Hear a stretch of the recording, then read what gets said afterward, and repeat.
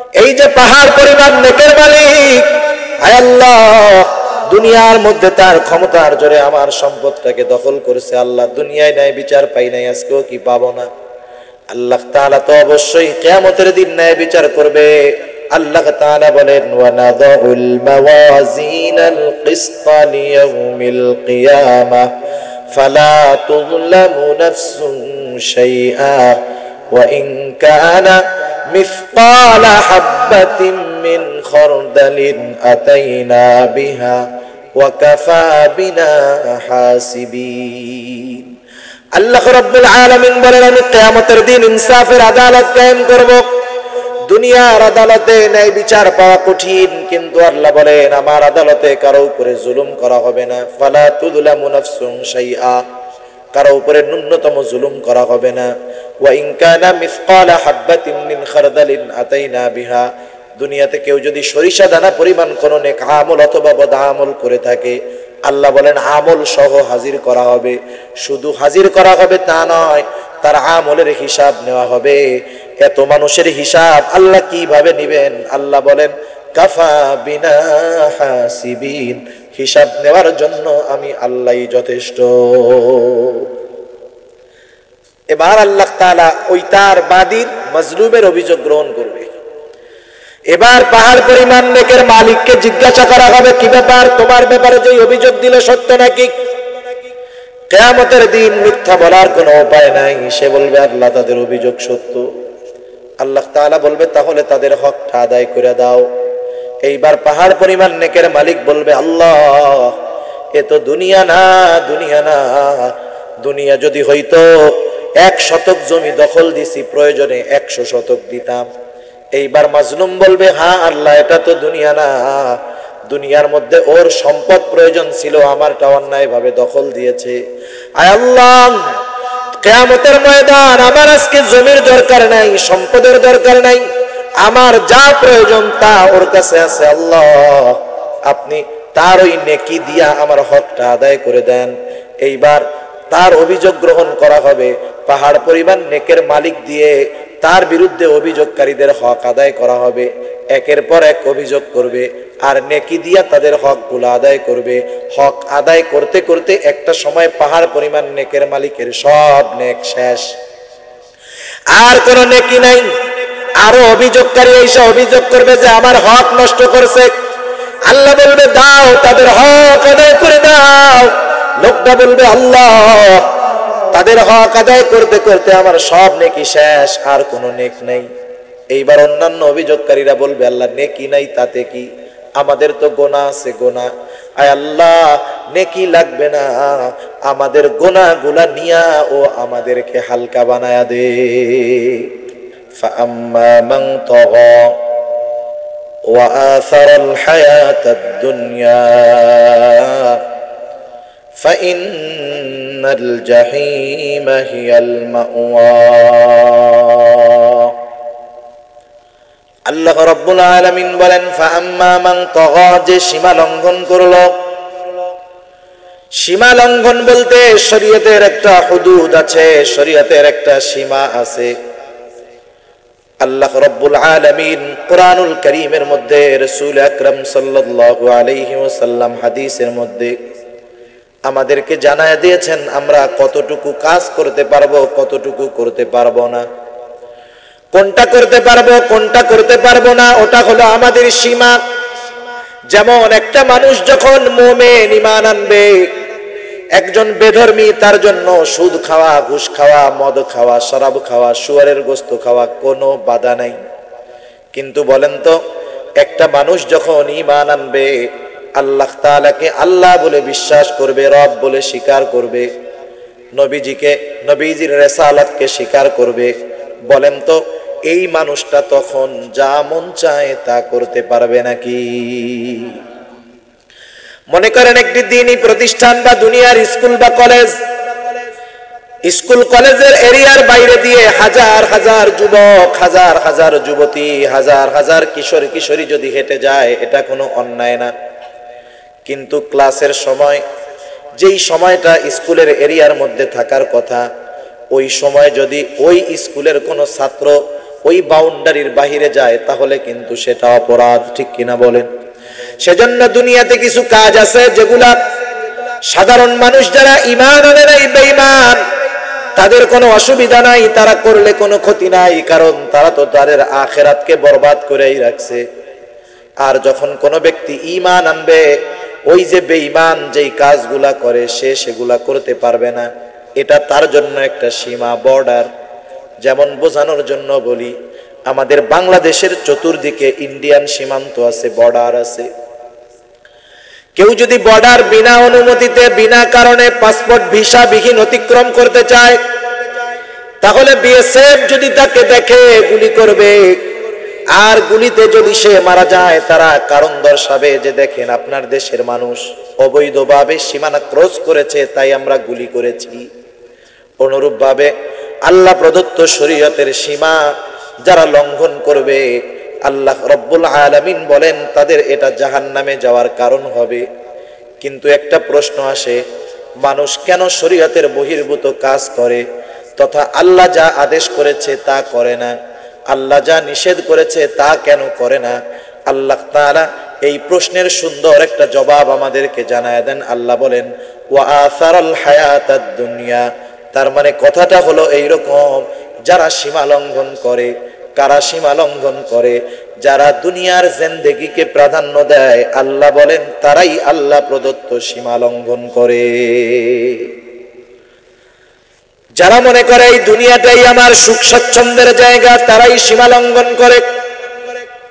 সেজন্য সীমা লঙ্ঘন করা এটা হলো পাপ, এটা হলো গুনার কাজ, এটা হলো জাহান্নামে যাওয়ার অন্যতম কারণ। প্রত্যেকটা পাপ, প্রত্যেকটা গুনাহ আমাদেরকে সীমানার অতিক্রম করায় নিয়ে যায়। আল্লাহ তাআলার যেই হুদুদ, শরীয়তের যেই সীমারেখা, তার বাইরে নিয়ে যায়। সমাজে তো অনেক পাপ সংগঠিত হয়, অনেক গুনাহ সংগঠিত হয়। সব গুনার কথা তো বলা সম্ভব নয়। আমি আপনাদের খেদমতে প্রসিদ্ধ একটি হাদিস, যেই হাদিসের মধ্যে রাসূল আকরাম সাল্লাল্লাহু আলাইহি ওয়াসাল্লাম ধ্বংসাত্মক 7টি কবিরা গুনার কথা নবীজি বর্ণনা করেছেন। একসাথে আমি আপনি আমার আপনার গোটা জিন্দেগির সব গুনাহগুলোকে ছাড়তে পারবো না, এটা আমাদের জন্য কষ্টকর হবে। তবে এক একটা মাহফিল থেকে যদি আমরা এক একটা গুনাহ ছাড়ার নিয়ত করি, ইচ্ছা করি, ইরাদা করি, আমরা যদি চেষ্টা করি, তাহলে আমাদের জন্য এক একটা মাহফিল থেকে শিখে এক একটা গুনাহ যদি আমরা ছাড়তে পারি, বছর শেষে দেখা যাবে আমাদের জীবন থেকে অনেক গুনাহ ছাড়া সম্ভব হয়েছে। যেই হাদিস আমি আপনাদের খেদমতে পাঠ করেছি, ধ্বংসাত্মক 7টি গুনার কথা আল্লাহর নবী বলেছেন। হযরত আবু হুরায়রা রাদিয়াল্লাহু তাআলা আনহু হতে বর্ণিত, তিনি বর্ণনা করেন, রাসূল আকরাম সাল্লাল্লাহু আলাইহি ওয়াসাল্লাম বলেন, ইজতানিবুস সাবআল মুবিকাত, তোমরা 7টি ধ্বংসাত্মক কাজ তথা গুনাহ থেকে বিরত থাকো। মনে রাখবেন, গুনাহ জিন্দেগিকে নষ্ট করে দেয়। গুনাহ করতে করতে এক সময় মানুষ ঈমান হারা হয়ে যাওয়ার আশঙ্কা থাকে। কারণ মানুষ এমন, যখন কেউ কোনো গুনাহে আসক্ত হয়ে যায়, এই গুনার প্রচন্ড আসক্তি এক সময় তাকে ওই গুনাহটাকে বৈধ মনে করায়। মনে করেন একটা কাজ হারাম, একটা কাজ হারাম, কেউ যদি হারামকে হারাম মনে করে, তাহলে তার হারাম কাজ করার গুনাহ হইল, ঈমান গেল না। কিন্তু কেউ যদি কোনো হারাম কাজকে বৈধ মনে করে, তার ঈমান চলে যায়। কথা বুঝেন নাই? কেউ যদি মনে করে যে সুদ, অনেককে সুদ খাওয়ার কথা মানা করলে বলে, হুজুর আপনারা এত ওয়াজ করেন, সরকারি তো খাইতে দিচ্ছে। অনেকে বৈধ মনে করে খায়। কেউ যদি বৈধ মনে করে, নিঃসন্দেহে সে বেঈমান, তার ঈমান দৌড়াইতে হবে। সেজন্য এই গুনাহগুলোকে ধ্বংসাত্মক কবিরা গুনাহ বলা হয়েছে। সাহাবারা অবাক হয়ে বলল, ইয়া রাসূলুল্লাহ ওয়া মা হুন, সেই জিনিসগুলা কি যা ধ্বংসাত্মক কাজ? নবীজি আমার বলেন, শোনো, 1 নাম্বার ধ্বংসাত্মক কবিরা গুনাহ, ধ্বংসাত্মক কর্ম হলো আল্লাহ তাআলার সাথে শিরিক করা, আল্লাহ তাআলার সাথে শরীক স্থাপন করা, আল্লাহর জাতের সাথে, আল্লাহ তাআলার সিফাতের সাথে, আল্লাহ তাআলার ক্ষমতার সাথে কাউকে সমকক্ষ হিসাবে দাঁড় করায়া দেওয়া। উপমহাদেশে যেই মুসলমানেরা আছে, উপমহাদেশের মুসলমানদের 50% উপরে সরাসরি শিরকের সাথে জড়িত আছে। এরা শিরক বিযাত করে না, আল্লাহর জাতের সাথে শিরক করে না। শিরক বিযাত আল্লাহর জাতের সাথে শিরক হলো এইটা মনে করা যে আল্লাহ একাধিক আছে, স্রষ্টা একাধিক আছে, এইটা মনে করা। যেমন খ্রিস্টানেরা বলে আল্লাহ হলো 3 জন, নাউযুবিল্লাহ। তারা বলে ঈসা ইবনে মারইয়াম ইনি একজন খোদা, পবিত্র আত্মা বলতে ফেরেশতা একজন খোদা, আল্লাহ তাআলা আরেকজন খোদা, নাউযুবিল্লাহ। খ্রিস্টানেরা বলে, আবার ইহুদিরা বলে উযাইর আলাইহিস সালাম আল্লাহর সন্তান। খ্রিস্টানেরা বলে ঈসা আলাইহিস সালাতু ওয়াস সালাম। আল্লাহ তাআলা কোরআনুল কারীমের মধ্যে বলেন ওয়াকালাতিল ইয়াহুদু উযাইরুন ইবনুল্লাহ ওয়াকালাতিন নাসারাল মাসীহ ইবনুল্লাহ। ইহুদিরা হযরত উযাইর আলাইহিস সালাতু ওয়াস সালামকে আল্লাহর সন্তান বলে। এর একটা কারণ আছে, কারণ আল্লাহ তাআলা উযাইর আলাইহিস সালাতু ওয়াস সালামকে দুনিয়ার মধ্যে 100 বছরের একটা মৃত্যু দান করেছিল। 100 বছর পরে উনি আবার জীবিত হয়েছিলেন এবং এক বাদশাহ সম্ভবত বখতে নসর বাবেল শহর পুরোপুরি ধ্বংস করে ফেলছে। তাদের যে তাওরাত ছিল সেটাও ধ্বংস হয়ে গেছে। হযরত উযাইর আলাইহিস সালাম 100 বছর পরে আল্লাহর কুদরতে আবার জীবিত হইয়া এই তাওরাত কিতাবটাকে একত্রিত করছিলেন। একটা মানুষ 100 বছর মরে গেছে আবার জীবিত হয়ে উঠছে, সাধারণ মানুষ কি এটা পারে নাকি? নিশ্চয়ই এটা আল্লাহর ছেলে। ইহুদিরা ওনারে আল্লাহর ছেলে বানায় ফেলছে। খ্রিস্টানেরা যখন ঈসা আলাইহিস সালাতু ওয়াস সালাম দুনিয়াতে আসলেন, আল্লাহ তাআলা পিতাবিহীন ঈসা আলাইহিস সালামকে দুনিয়াতে পাঠাইলেন। ওরা চিন্তা করলো, হায় রে, একজন মানুষ সে কি একজন মেয়ে কি বাবা ছাড়া সন্তান হতে পারে নাকি? মেয়ে কিভাবে বাবা ছাড়া গর্ভধারণ করে, কিভাবে সন্তান হয়? এরা এটারে বলতেছে ঈসা আলাইহিস সালাম হলো আল্লাহর সন্তান। বিভিন্ন অপবাদ দিয়েছে মারিয়াম আলাইহিস সালামকে। যখন তিনি সন্তানটারে কোলে নিয়ে মানুষের সামনে আসছেন, মানুষেরা অপবাদ দেওয়া শুরু করে দিল, বলে ইয়া উখতা হারুন মা কানা আবুকি ইমরাআ সাউইন ওয়া মা কানাত উম্মুকি বাগিয়া। তোমার বাপ তো একজন ভালো মানুষ ছিল, তোমার মাও তো একজন ভালো মানুষ ছিল, কিন্তু তুমি এই কাজটা কি করলা? এইবার মারিয়াম আলাইহিস সালাম তাদের প্রশ্নের জবাব না দিয়ে কোলের শিশু ঈসা আলাইহিস সালামের দিকে ইশারা করলেন। ফাআশারাত ইলাইহি, কেমন জানি উনি বলতেছেন আমারে কিছু জিজ্ঞাসা কইরো না, এই দুগ্ধপোষ্য কোলের শিশুটাকে তোমরা জিজ্ঞাসা করো। বলেন তো 1-2 দিনের বাচ্চা কথা বলতে পারে নাকি? কিন্তু আল্লাহ তাআলা ঈসা আলাইহিস সালামের জবান দিয়ে কথা বলাইলেন। আল্লাহ তাআলা সেই ঘটনাই বর্ণনা করেন। মারিয়াম আলাইহিস সালাম এর দিকে ইশারা করলো, কোলের শিশু ঈসা আলাইহিস সালামের দিকে। ফাশারাত ইলাইহি, যখন ইশারা করলো যে এরে জিজ্ঞাসা করো ও কার পোলা। এবার মানুষেরা বলা শুরু করলো, কি বলো মারিয়াম, তোমার মাথাটাও কি খারাপ হয়ে গেল নাকি? ক্বালু কাইফা নুকাল্লিমু মান কানা ফিল মাহদি সাবিয়্যা, এই যে দুগ্ধপোষ্য শিশু এটা আবার কিভাবে কথা বলবে, কথা বলতে পারে নাকি? বলেন তো আল্লাহ যদি চায় কথা বলতে পারে কি পারে না? আল্লাহ তাআলা দুগ্ধপোষ্য শিশু ঈসা আলাইহিস সালামের জবান খুলে দিলেন। তারা বলে ঈসা আলাইহিস সালাম আল্লাহর সন্তান, আর আল্লাহ তাআলা ঈসা আলাইহিস সালামের জবান খুলে দিলেন। ঈসা আলাইহিস সালাম বলেন, ক্বালা ইন্নী আবদুল্লাহ আতানিয়াল কিতাবা ওয়া জাআলানি নাবিয়্যা। বলল, শোনো, আমি আল্লাহর সন্তান না, আমি হইলাম আল্লাহর গোলাম। সুবহানাল্লাহ। শুধু তাই না, আতানিয়াল কিতাব, আমাকে একটা কিতাব দেওয়া হয়েছে।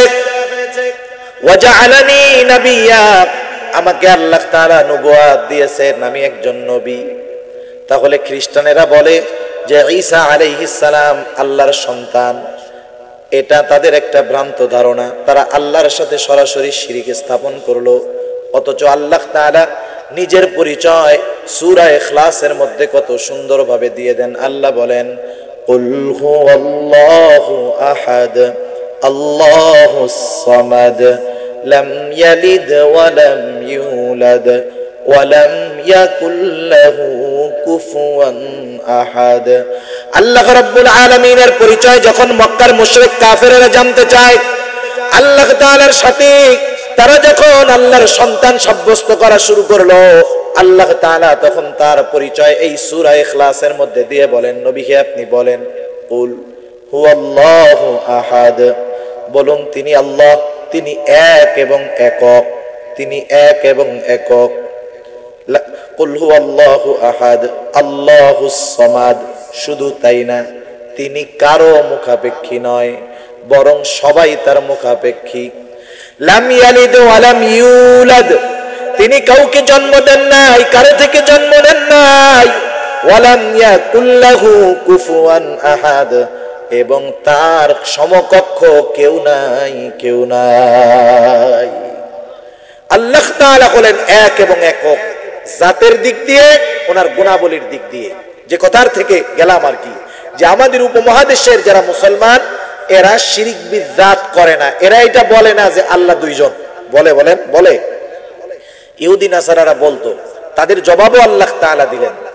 আল্লাহ তাআলা আর এক জায়গায় বলেন, লাউ কানা ফীহিমা আলিহাতুন ইল্লাল্লাহু লাফাসাদাতা, যদি স্রষ্টা দুইজন হতো কি অবস্থা হতো?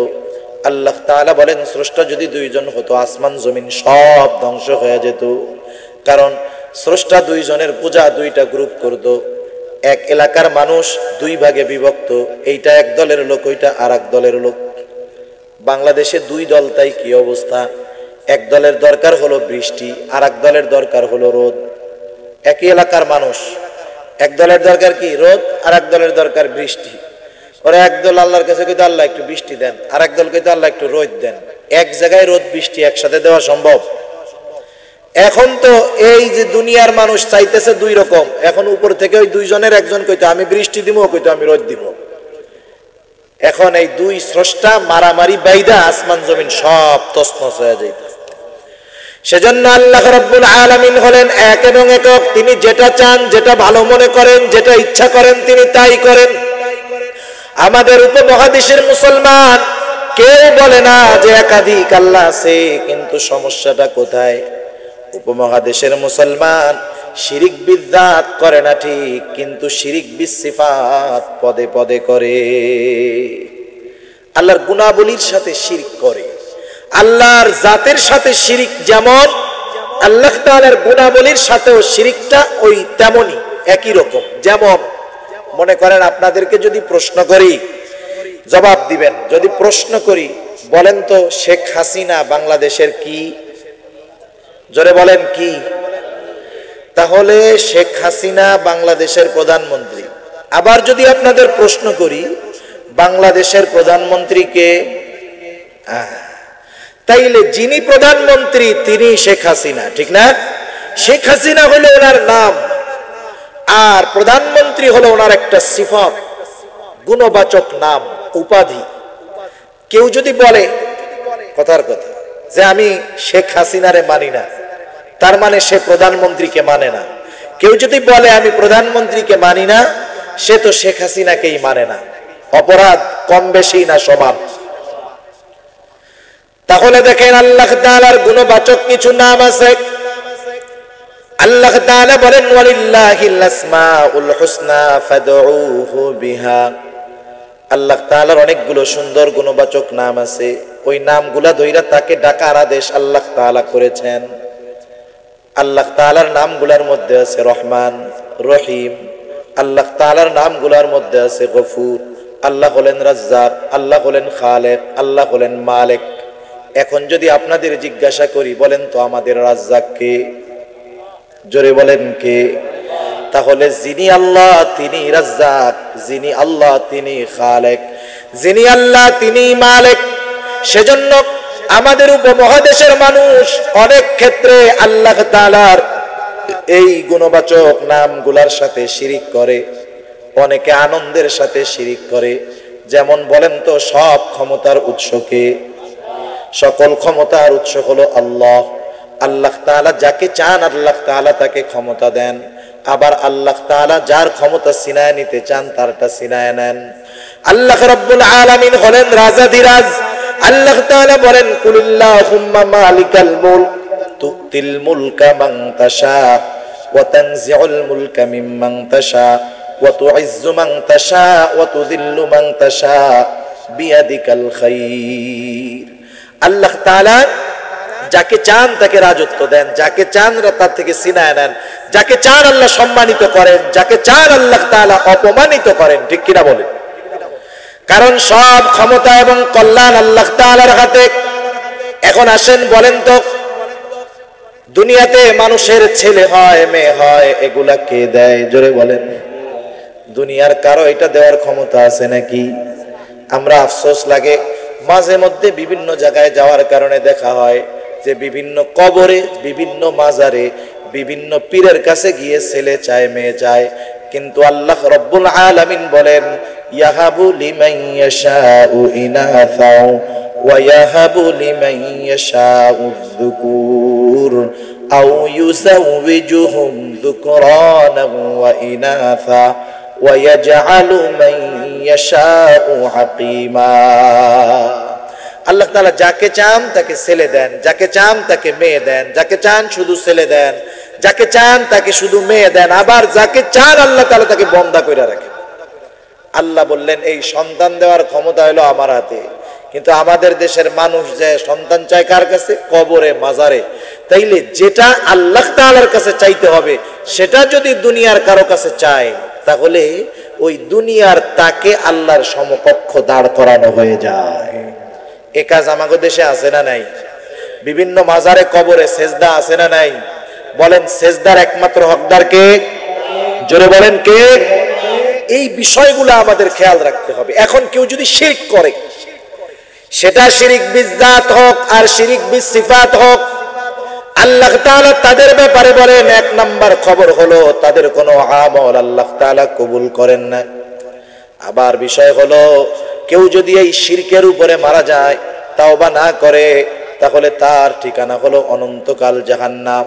আল্লাহ তাআলা কোরআনুল কারীমের মধ্যে বলেন, ইন্নাল্লাহা লা ইয়াগফিরু আন ইউশরাকা বিহি ওয়া ইয়াগফিরু মা দুনা যালিকা লিমান ইয়াশা।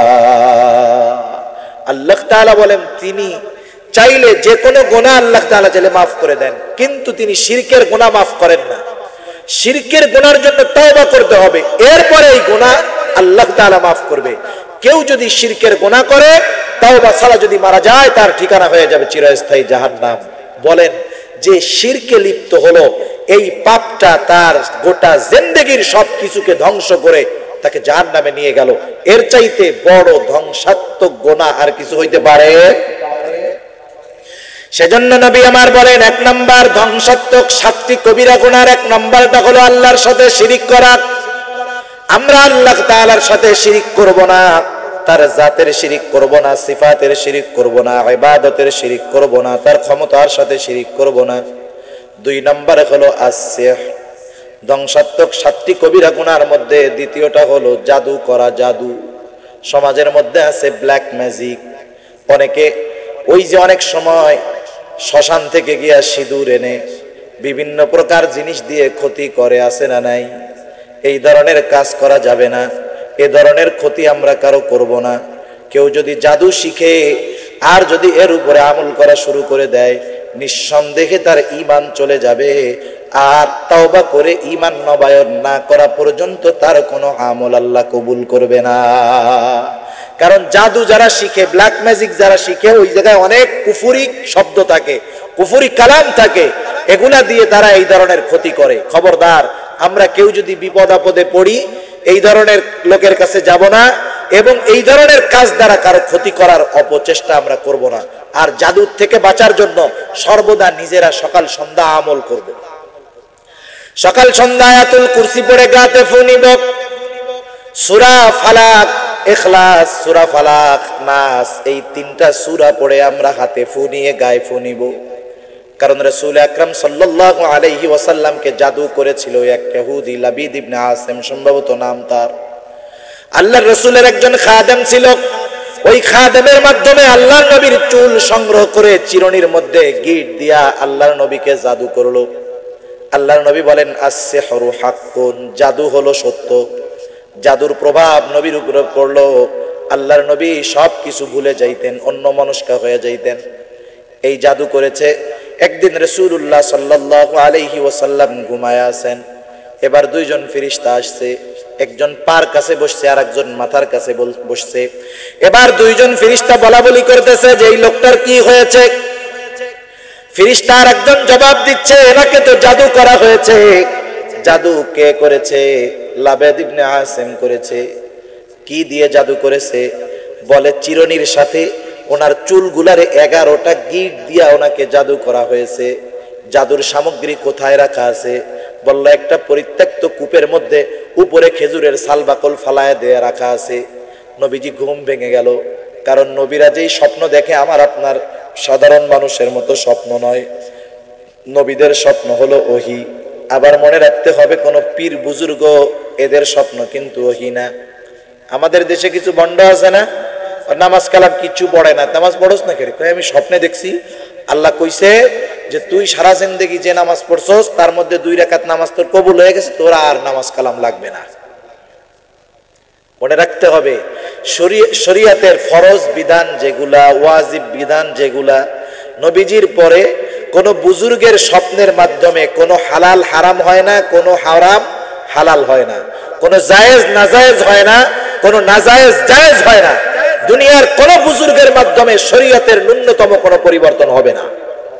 অনেক মানুষ বোঝে না, মনে করে ওই বুজুর্গ স্বপ্ন দেখছে, তার স্বপ্ন আর আমাগো স্বপ্ন কি সমান নাকি? এই চিন্তা করে অনেক মানুষ ওই স্বপ্নের কথা বিশ্বাস করে নামাজ কালাম বাদ দিয়ে ঘুরতেছে, আছে না নাই?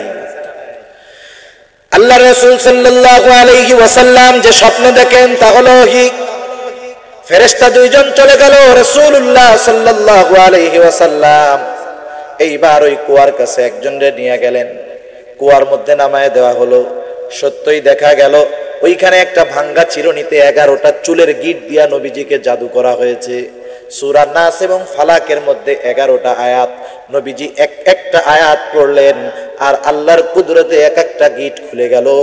নবীজির উপরে যেই জাদুর প্রভাব ছিল, সূরা নাস এবং ফালাকের বরকতে আল্লাহ সেই জাদুর প্রভাব দূর করে দিল। কারণ সমাজে অনেক মানুষ আছে আমার আপনার সাথে মিশা থাকবে, বিলা থাকবে, কিন্তু এই ধরনের ক্ষতি করতে পারে এমন লোক আছে না নাই? সেজন্য সকাল সন্ধ্যা সূরা নাসের আমল করব। প্রত্যেকদিন সকালে ফজরের পরে, মাগরিবের নামাজের পরে সূরা নাস, ফালাক, ইখলাস 3 বার করে পড়া 2 হাতে ফু দিয়া গার মধ্যে মুইসা নিব। আয়াতুল কুরসি পড়ে গার মধ্যে মুইসা নিব। এখন অনেকে কবে হুজুর এই আমল করব কোন সময়? নামাজই তো পড়ি না, আছে না নাই?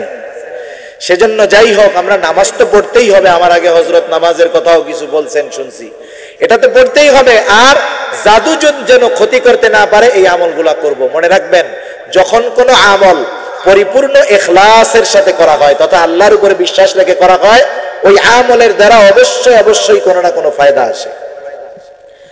তাহলে ধ্বংসাত্মক দ্বিতীয় কবিরা গুনাহ হলো জাদু করা। ধ্বংসাত্মক দ্বিতীয় কবিরা গুনাহ হলো, আল্লাহর নবী বলেন ওয়াকাতলুন নাফসিল্লাতী হারামাল্লাহু ইল্লা বিল হক, ওয়াকাতলুন নাফসাল্লাতী হারামাল্লাহু ইল্লা বিল হক। কোন প্রাণীকে হত্যা করা বিনা কারণে তথা শরীয়তের কারণ বহির্ভূত, কোন মানুষকে হত্যা করা, কোন প্রাণকে হত্যা করা। প্রাণের তো বহুত দাম। রাসূল আকরাম সাল্লাল্লাহু আলাইহি ওয়াসাল্লামের অনেক হাদিস থেকে প্রমাণ, যে কোনো একটা প্রাণী, সেটা কুকুর হোক, তারও প্রাণের কিন্তু অনেক দাম।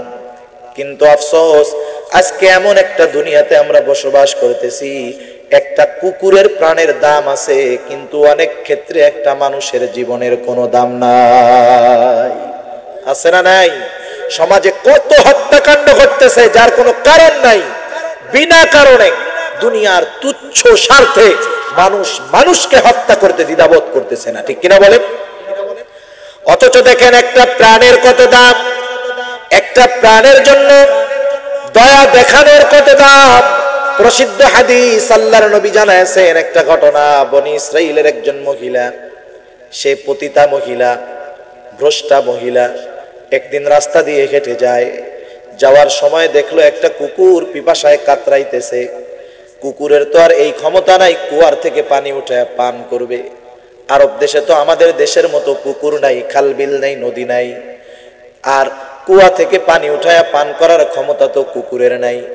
মহিলা কুকুরের পিপাসিত অবস্থা বুঝতে পারলো। এই পাপী মহিলার অন্তরের মধ্যে ওই কুকুরের প্রতি দয়া আসলো।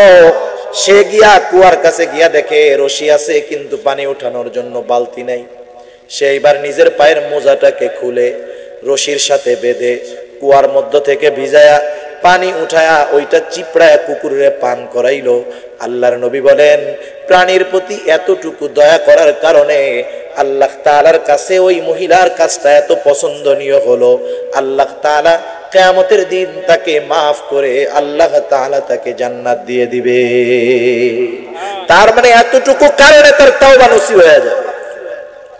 আরেকজন মহিলার কথা আল্লাহর নবী বলেন, এই মহিলা একটা বিড়ালকে বাইন্ধা রাখছে, না বিড়ালকে খেতে দেয়, না বিড়ালকে ছেড়ে দেয়।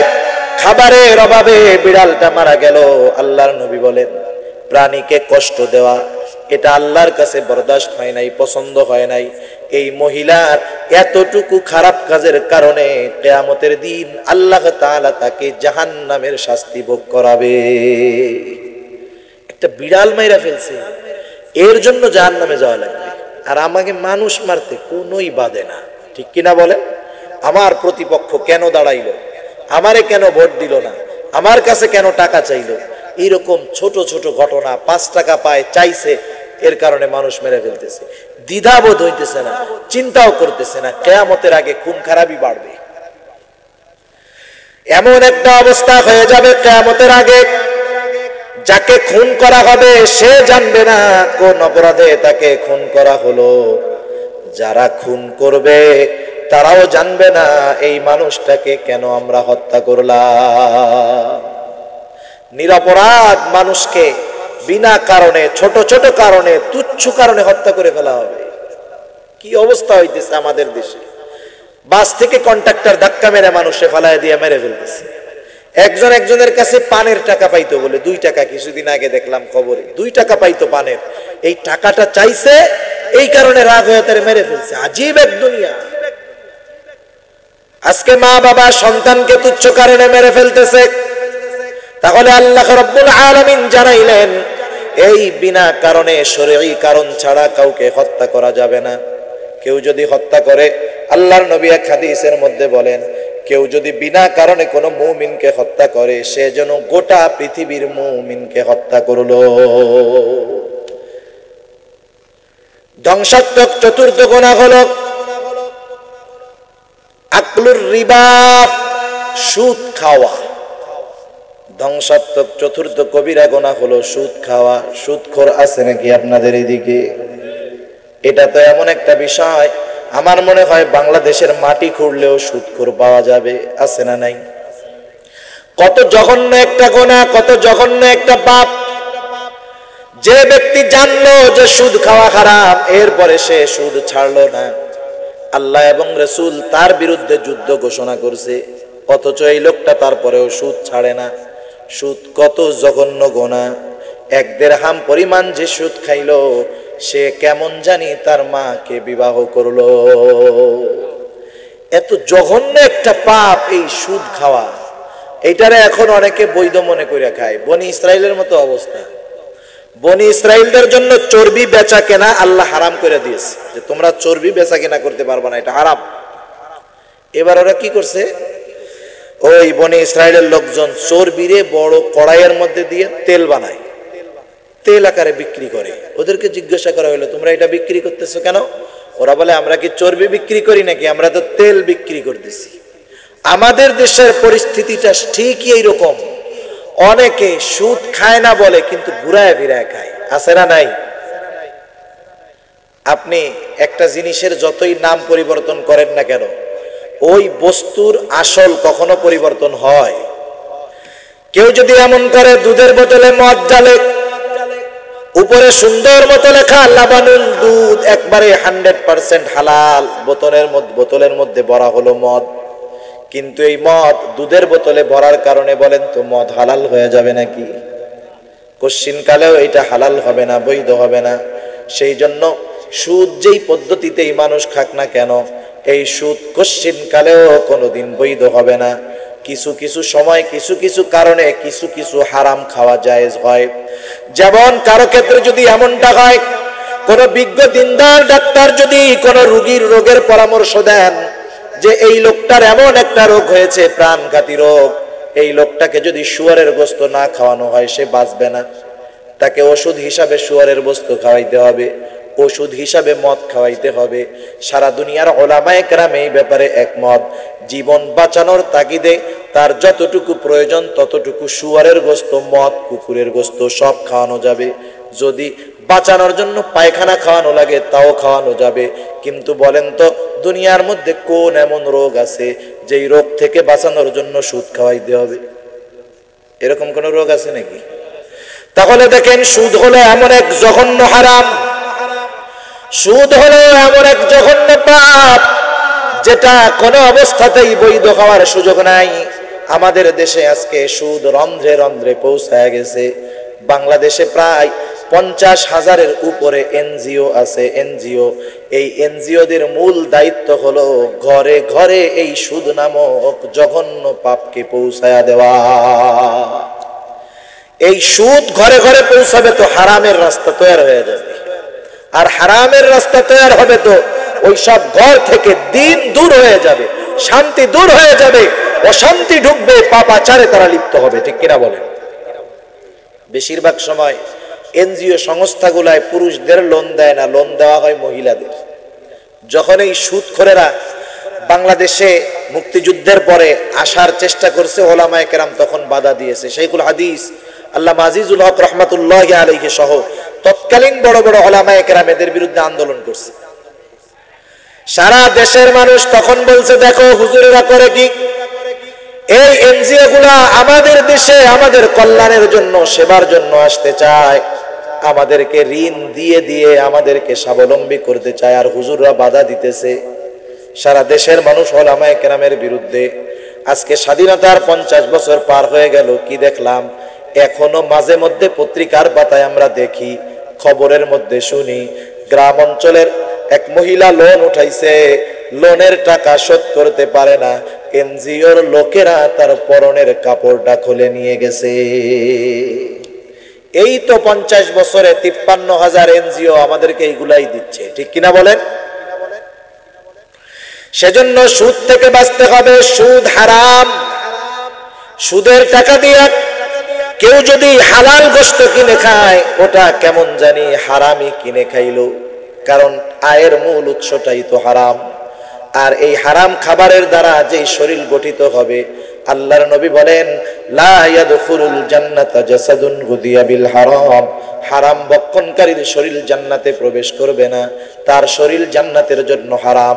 শুধু তাই না, যেই ব্যক্তি হারাম খায়, আল্লাহ রব্বুল আলামিন তার কোনো ইবাদত কবুল করে না। আমল কবুল হওয়ার জন্য হালাল খাবার দরকার। মুফাসসিরিনে কেরাম বলেন, আল্লাহ তাআলা কোরআনুল কারীমের মধ্যে নবীদের উদ্দেশ্য করে বলতেছেন, ইয়া আইয়ুহার রুসুল কুলু মিনাত তাইয়্যিবাত ওয়া আমালু সালিহা। এই আয়াতের তাফসীরে মুফাসসিরিনে কেরাম বলেন, এটা নবীদের জন্য শিক্ষণীয় বিষয় নয়, মূলত শিক্ষণীয় বিষয় আমাদের জন্য। আল্লাহ কি বুঝাইতে চাইলেন? আল্লাহ নবীদেরকে বলতেছেন, হে রাসূলগণ, কুলু মিনাত তাইয়্যিবাত, আপনারা হালাল খাবার খান, পবিত্র খাবার খান, ওয়া আমালু সালিহা, আমলে সালেহ করেন। তার মানে হালাল খাবার যে খাবে তার আমল কবুল হবে, হারাম খাবার যে খাবে তার আমল আল্লাহ তাআলা কবুল করবে না। সেজন্য সুদ ছাড়ার দরকার আছে না নাই? খবরদার, এটা জঘন্য একটা গুনাহ। কিয়ামতের দিন সুদখোরেরা যখন কিয়ামতের ময়দানে উঠবে, ওরা টালমাটাল থাকবে, এরকম এরকম দুলতে থাকবে। সারা কিয়ামতবাসী বুঝতে পারবে যে এই লোকগুলো দুনিয়ায় ছিল সুদখোর। কি করছিল? সুদখোর। তারা বুঝতে পারবে যে এরা ছিল সুদখোর। সেজন্য সুদ হারাম, এটা জানার পরেও যারা এর সাথে জড়িয়ে আছে, আল্লাহর হস্তে আমরা সুদ থেকে বাহির হব। আর সুদ এমন এক অবস্থা, শেষ জামানায় এমন এক পরিস্থিতি হবে যে যখন মানুষ সুদ না খাইলেও সুদের গন্ধ থেকে কেউ বাঁচতে পারবে না। এখন কিন্তু সেই জামানা মোটামুটি চলতেছে। একটা উদাহরণ দিলে বুঝতে সহজ হবে কেমন করে সুদের ঘ্রাণ থেকেও বাঁচা বড় কষ্টকর। মনে করেন আপনাদের এলাকার একজন ধনী হাজী সাহেব, নেককার পরহেজগার মানুষ, একটা জমি বেচছে 1 কোটি টাকা। বলেন তো 1 কোটি টাকা যদি বান্ডিল আকারে ঘরের মধ্যে থাকে, তার বিপদ আছে না নাই? রাতের বেলায় ওর ঘর সহ একবারে চুরি করে নিয়ে যাবে, জীবন ক্ষতির আশঙ্কা। উলামায়ে কেরাম বলেন সম্পদ এবং জীবনের হেফাজতের কারণে, এই কারণে কেউ যদি চায় ব্যাংকের মধ্যে টাকা রাখতে পারে, তবে কোনো লাভ গ্রহণ করতে পারবে না। মনে করেন এই হাজী সাহেব জমি বিক্রি করা 1 কোটি টাকা সুন্দর করে নিজের জীবনের নিরাপত্তার কারণে তিনি এবার ব্যাংকের মধ্যে নিয়ে গেলেন। বলেন তো হাজী সাহেবের 1 কোটি টাকা ক্যাশিয়ারকে যখন জমা দেওয়া হলো, ক্যাশিয়ার খুব ভালো মতো জানে যে হাজী সাহেব সুদ খায় না। এই জন্য কি হাজী সাহেবের 1 কোটি টাকা আলাদা একটা বস্তায় কইরা ব্যাংকের ভোল্টের এক কোনায় রাইখা দিবে নাকি?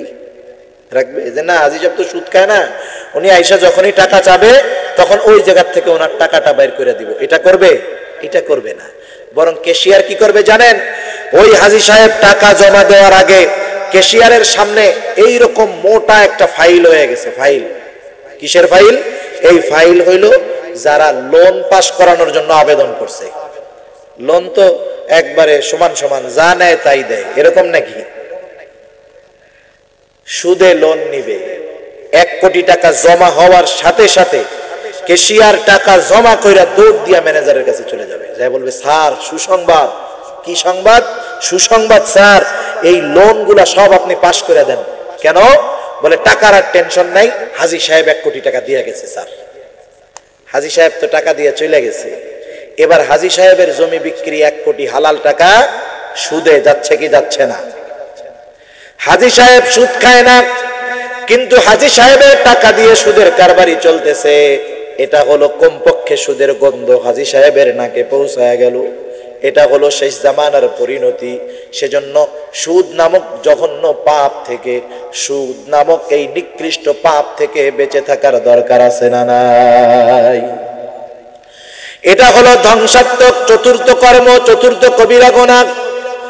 এরপরে আল্লাহ রাব্বুল আলামিন জানায় দেন, এরপরের কবিরা গুনাহ হলো আকলু মালিল ইয়াতীম, ইয়াতীমের সম্পদ অন্যায়ভাবে ভক্ষণ করা। আজকে তো ইয়াতীমের সম্পদ বিভিন্নভাবে বিভিন্ন জন ভক্ষণ করে। কেউ সুযোগ পাইয়া ভাতিজার সম্পদ ভক্ষণ করে, ইয়াতীম ভাতিজার। শুধু তাই না, অনেক বড় ভাই সুযোগ পেয়ে আপন ছোট ভাইয়ের সম্পদও জোর করে ভোগ করে, আছে না নাই? মনে করেন এত সহজ না। মনে করেন একজনের বাপ মারা গেছে, একজন বড় ভাই আর একজন ছোট বাচ্চা 10 বছরের বয়স, আর একজনের বয়স 30 বছর, বিবাহ করেছে, সংসার আছে। বাবা মারা যাওয়ার সাথে সাথে এই 2 ভাইয়ের সম্পদ তো 2 ভাগ হয়ে গেল, তাই না? জমি একসাথে আছে, কিন্তু বলেন তো জমির থেকে যেই সম্পদ আসে, দোকানের থেকে যেই আয় আসে, বড় ভাই কি ওই আয়ের সমান অর্ধেক অংশ ছোট ভাইকে দেয়? কখনো দেয় না। সে নিজে একা ভোগ করে, কিন্তু এ সম্পদে তার একার হক নাই। যদি বাবার সম্পদ ভাগ করার আগ পর্যন্ত ওই সম্পদ থেকে 100 টাকা অর্জিত হয়, 50 টাকা ওই ছোট ভাইয়ের হক। তাকে বুঝাইয়া দিতে হবে, তা না হলে তার টাকা জমা রেখে যখন সে বালেগ হবে তার টাকা তাকে বুঝাইয়া দিতে হবে। যদি না করে ইয়াতীমের সম্পদ ভক্ষণকারী হবে। আবার কতজন সুযোগ মনে করে যে বাপ তো মারা গেছে, আমার শহরের মধ্যে বাপের 2 শতক একটা জমি আছে, 2 ভাই, এটা 2 ভাগ হয়ে যাবে, কি করা যায়? সিস্টেম মতো ছোট ভাইরে বুস্টুস দিয়া ওই দামি জমিটা নিজের নামে লিখে নেয়, আছে না নাই? ও মনে করতেছে আমি অনেক সম্পদের মালিক হয়ে গেলাম, আমার মৃত্যুর পরে ওই জায়গায় যদি 2টা দোকান থাকে আমার ছেলে মেয়ের কোনো কষ্ট হবে না।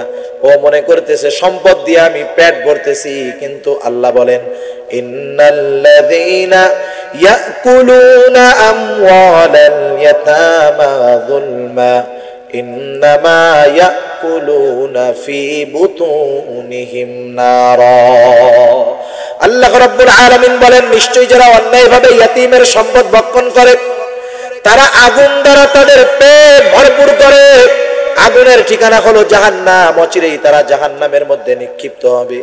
ইয়াতীমের সম্পদ ভক্ষণ করা এটা যেন তেন পাপ না, শুধু পাপ নয় বরং এটা তো বান্দার হক নষ্ট করা, জুলুম করে।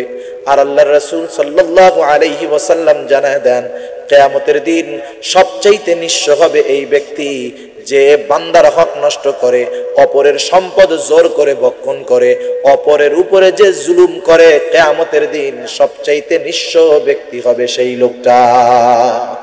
দুনিয়ার মধ্যে যারা জালেম, জুলুম করে, আরে ভাই জুলুম খালি যে জোর কইরা করা যায় তা না, মিষ্টি কথা দিয়েও জুলুম করা যায়। একজনের পাওয়ার আছে, সে ক্ষমতা দিয়ে একজনের কাছ থেকে একটা জিনিস দখল করে নিল, সে জোর করে জুলুম করলো, তাই না?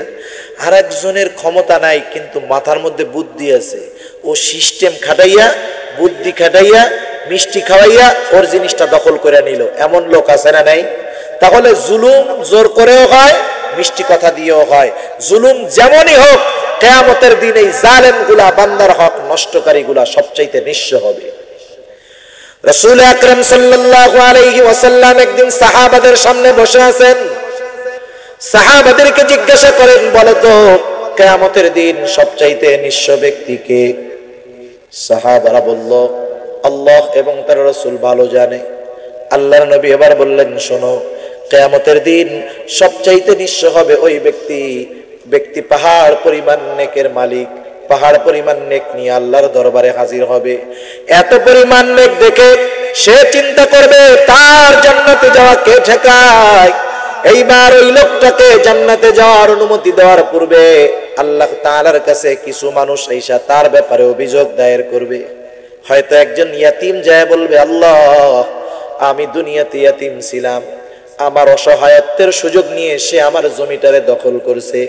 হয়তো একজন গরিব মানুষ যাবে যে, আল্লাহ আমি তার প্রতিবেশী ছিলাম, আমার লোকবল ছিল না, ধনবল ছিল না, তার লোক ছিল, সম্পদ ছিল, পাওয়ার ছিল, সে তার লোক দিয়া, ক্ষমতা দিয়ে, পাওয়ার দিয়ে আয় আল্লাহ আমার সম্পদ জোর করে দখল করেছে। দুনিয়াতে আল্লাহ ন্যায় বিচার পাই নাই, আজকেও কি আমি ন্যায় বিচার পাবো না? দুনিয়াতে যারা মাজলুম তারা যদি বিচার চাইতে যায় আরো বেশি মাজলুম হয়, ঠিক কিনা বলেন? কারণ গরিব মানুষ, ক্ষমতা নাই, টাকা পয়সা নাই, ও যদি বিচার চাইতে যায় উল্টা ওরে হুমকি দেয়, বেটা ওরে চিনো, ওর বিরুদ্ধে নালিশ করছো, তোর মাল গেছে, যাক যাক তাও ভালো, জান যাইবো, এবার তুই সব। আছে না নাই? দুনিয়ায় পাওয়ার ছিল, ন্যায় বিচার করো নাই। দুনিয়ায় তারা ছিল মাজলুম, কিন্তু দুনিয়াতে মাজলুমকে যদিও আমরা দুর্বল দেখি, কিন্তু আল্লাহর কাছে মাজলুমের অনেক পাওয়ার। আল্লাহর নবী বলেন, ইত্তাকি দাওয়াতাল মাজলুম ফাইন্না বাইনাহু ওয়া বাইনাল্লাহি হিজাব। তোমরা মাজলুমের বদদোয়াকে ভয় করো, কারণ তার দোয়ার মধ্যে আর আল্লাহর মধ্যে কোনো পর্দা নাই। ডাইরেক্ট মাজলুমের দোয়া আল্লাহর দরবারে কবুল হয়ে যায়।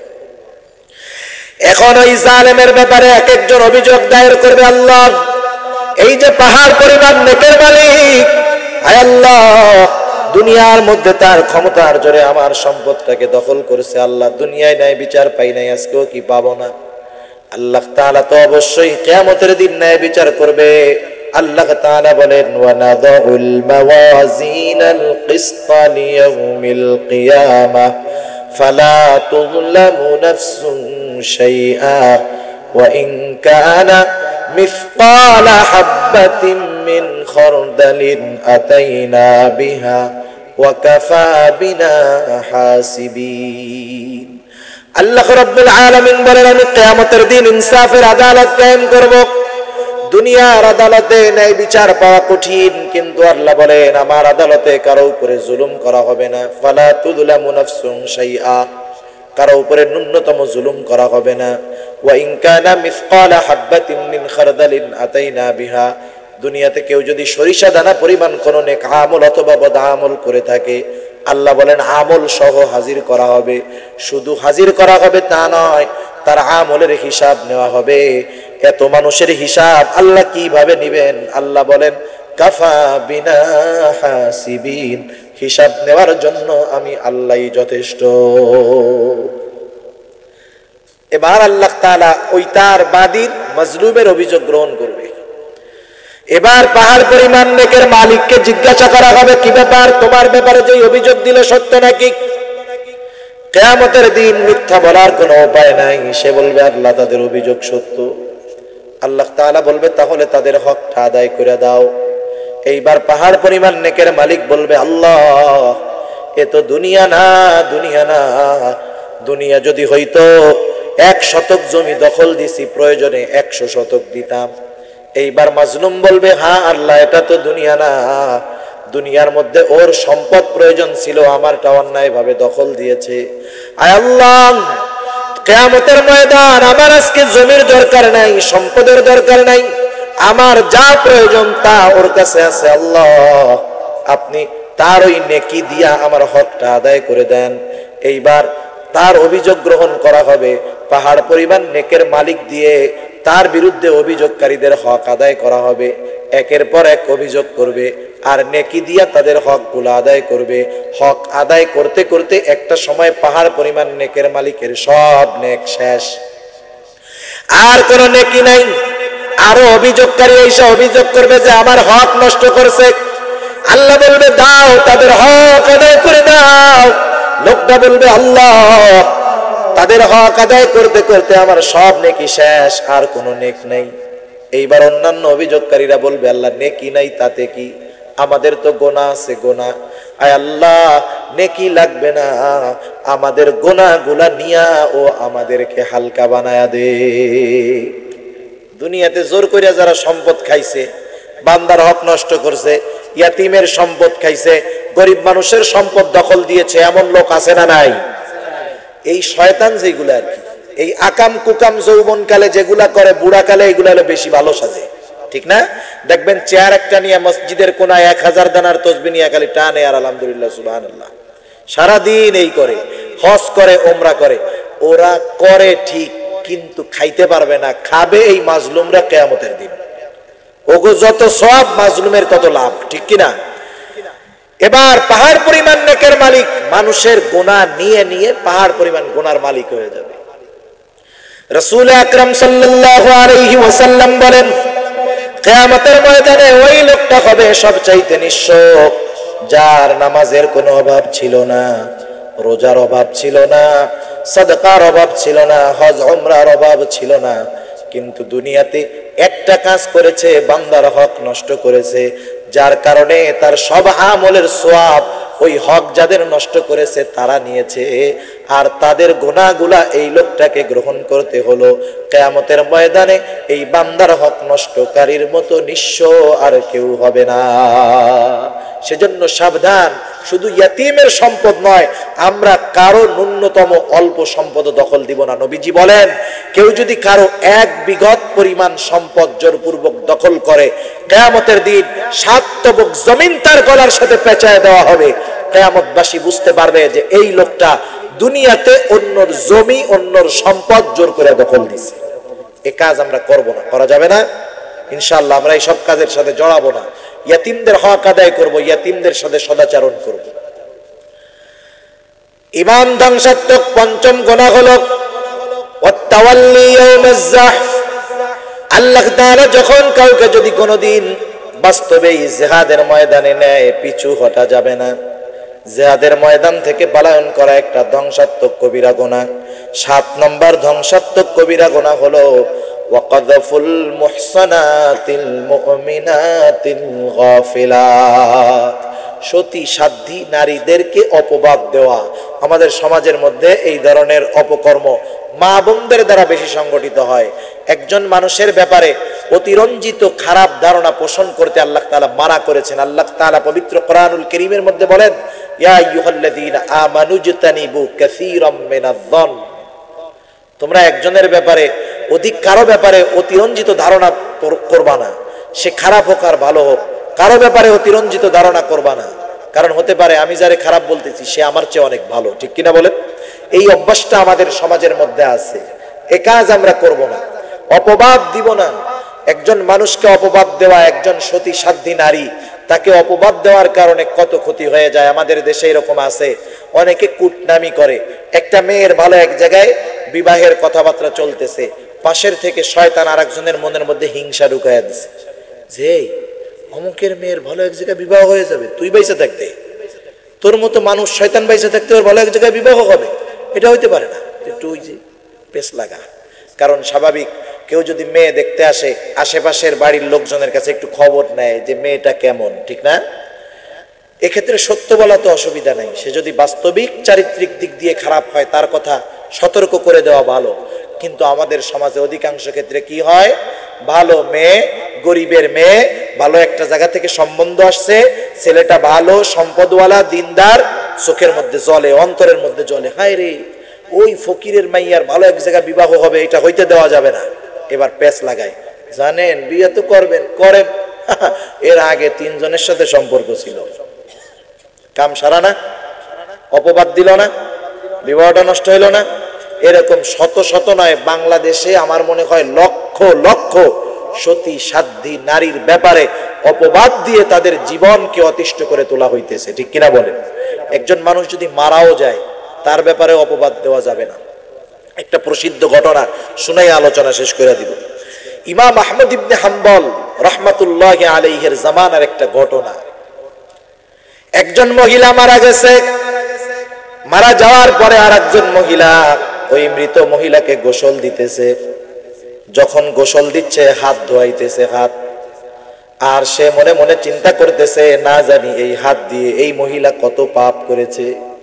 মুখ ধোয়ায়, চোখ ধোয়ায়, আর বলে না জানি এই চোখ দিয়ে কত পাপ করছে। তার ব্যাপারে এরকম খারাপ ধারণা করতেছে। গোসল চলতেছে, বাইরে মানুষেরা অপেক্ষমান, কাফন হবে, এরপরে জানাজা হবে, দাফন দেওয়া হবে। কি ব্যাপার, দীর্ঘ সময় পার হয়ে গেল, এখন পর্যন্ত গোসল শেষ হয় না কেন? আর কয়েকজন মহিলা ভিতরে ঢুইকাতে বলে, কি অবস্থা? যায় দেখে ওই মহিলা ভয়ে জড়সড় হয়ে আছে, যে গোসল করাইতেছিল। বলে কি ব্যাপার? বলে দেখো এই লাশের সাথে আমার হাতটা লাগা গেছে, আমি টাইনা ছুটাইতে পারতেছি না। কারণটা কি? এইবার লাশের লোক আর ওই যিনি গোসল করাইতেছেন মহিলা, তার লোক, 2 দল একত্রিত হলো। কি করা যায়? একজন পরামর্শ দিল, শোনো একটা কাজ করো, যেহেতু লাশ তাকে তো দাফন করে দেওয়াই হবে, তাইলে হাতের সাথে লাশের যেই অংশটা লাইগা আছে সেটা কেটে ফেলো, ওর হাতের সাথে লাইগা থাক, সুইটা যাক। এইবার লাশ পক্ষ, যাদের লাশ, তারা বলতেছে বিনা কারণে একটা লাশের ক্ষতি আমরা কেন করব? 2 গ্রুপের মধ্যে দ্বন্দ্ব লেগে গেল, সমাধান কে দিবে? একজন বলে চলো আমরা দৌড় দিয়ে ইমাম আহমদ ইবনে হাম্বলের কাছে যাই, দেখি উনি কি সমাধান দেন। ইমাম আহমদ ইবনে হাম্বলের কাছে যাওয়া হলো। তিনি দীর্ঘ সময় চিন্তা করার পরে মহিলার বাড়িতে আসলেন।